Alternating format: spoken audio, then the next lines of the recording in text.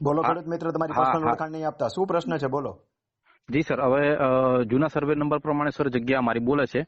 હમ 2 વાર આઈટીઆઈ કરી છે, હમ પણ ફોરેસ્ટ વાળાનું કેવું એવું છે કે એ તો 72 તમારે જે થઈ ગયું એ થઈ ગયું બરાબર, એમ અમારે કશું જાણવાનું નહીં, પણ હમ કબજો તો અમે આજે નહીં આલીએ એમ, કે કબજો નથી કરવા દેતા સાહેબ. તમારી જમીન ફોરેસ્ટ ની અંદર છે ને?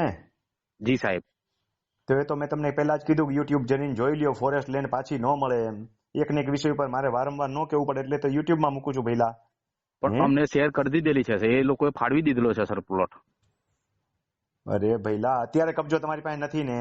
ના સર, અત્યારે નથી. અને કેટલા વર્ષથી નથી? લગભગ 2-5 વર્ષથી સર. હવે તમારે સિવિલ કોર્ટમાં જવું પડે, એ સિવાય તમને કોઈ ન સાંભળે. જી સાહેબ. બરોબર છે?